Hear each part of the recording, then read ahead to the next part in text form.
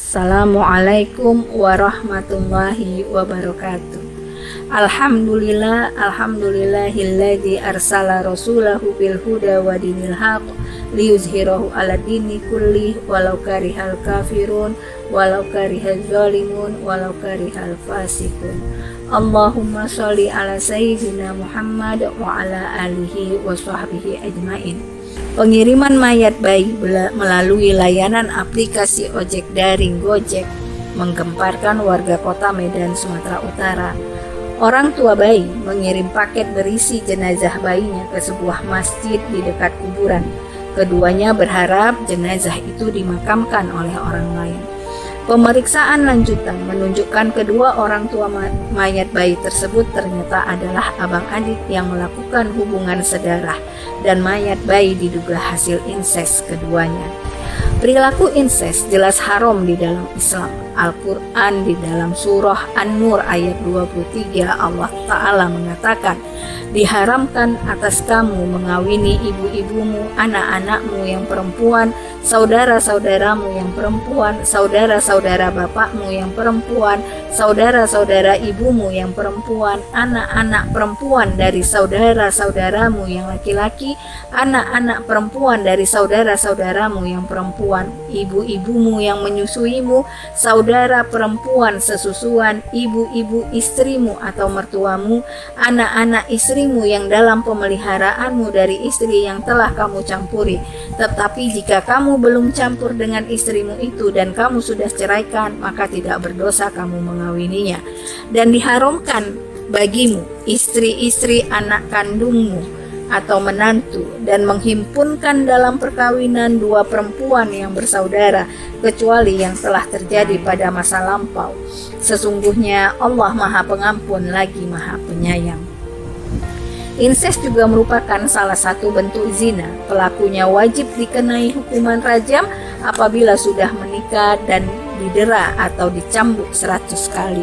Firman Allah Subhanahu wa Ta'ala di dalam Quran surah An-Nur ayat 2 yang artinya perempuan yang berzina dan laki-laki yang berzina, maka deralah atau cambuklah tiap-tiap seorang dari keduanya 100 kali dera atau 100 kali cambuk. Di dalam hadis riwayat Imam Bukhari dan Muslim dikatakan tidak halal darah seorang muslim kecuali karena salah satu dari 3 hal, yaitu orang yang berzina, orang yang membunuh, dan orang yang murtad. Hubungan haram tersebut berlanjut pada perbuatan yang sangat melukai rasa kemanusiaan karena mengirimkan mayat bayi lewat Gojek. Namun ada juga dugaan anak itu hasil dari hubungan prostitusi. Dia melahirkan di Barak Tambunan di kawasan Cicanang, Kecamatan Medan Belawan, tempat prostitusi kawasan padat penduduk. Inilah kondisi sosial yang sudah sangat parah, kerawanan sosial dengan lapis-lapis kezoliman dan kemaksiatan yang berlapis-lapis. Ini menjadi alarm kerawanan sosial yang sangat parah dan harus segera ditangani. Bahkan menurut Kepala Lab Sosiologi Mubasi Manihuruk, ini adalah bagian dari gambaran Indonesia gelap. Inses berawal dari kemiskinan struktural yang lahir dari penerapan sistem ekonomi kapitalistik telah terbukti menjadi faktor penting yang memicu kemunculan perilaku inses. Gelombang kemiskinan mengelilingi kota Medan di tengah pembangunan kota-kota baru berstandar internasional sebagai amanat pembangunan Mebidangru. Masih mengutip pendapat Mubah, kemiskinan sudah berurat berakar di kawasan Belawan yang terdiri dari Kecamatan Medan Belawan dan Medan Labuhan. Kondisi akhir-akhir ini di dua tempat itu, masyarakat kota Medan berkali-kali dikejutkan dengan fenomena sosial dari kawasan padat penduduk dan kantong kemiskinan itu. Sebelum kasus pengiriman mayat bayi telah terjadi tawuran antar kampung yang menelan korban jiwa dan membuat tol Belawan Medan beberapa kali lumpuh. Kasus narkoba dan prostitusi juga sangat marak di kawasan tersebut.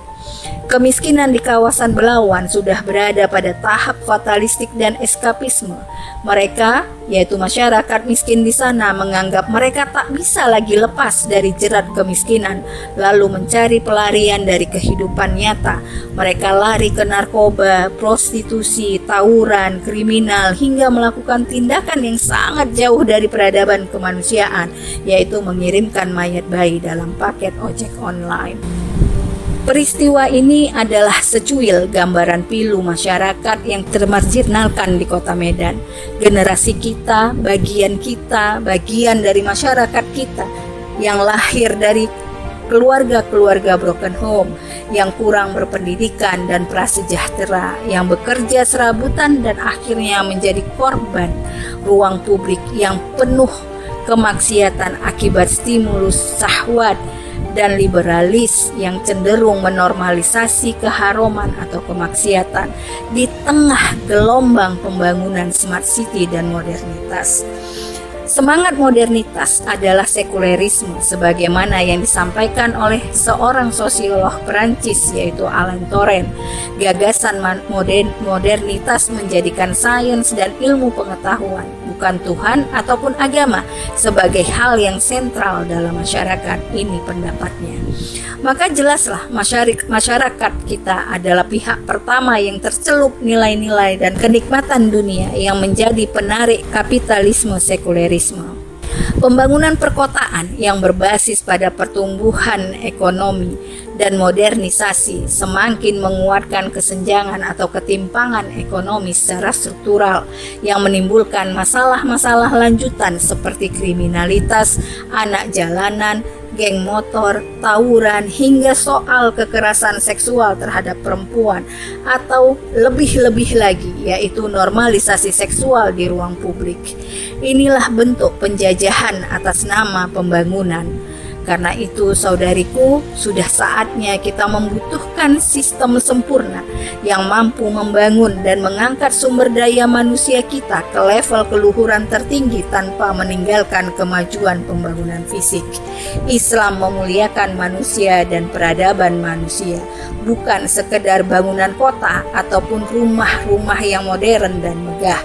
Sistem politik Islamlah yang mampu merealisasikan ini semua di bawah naungan khilafah, hidup barokah, mendapatkan ridha Allah.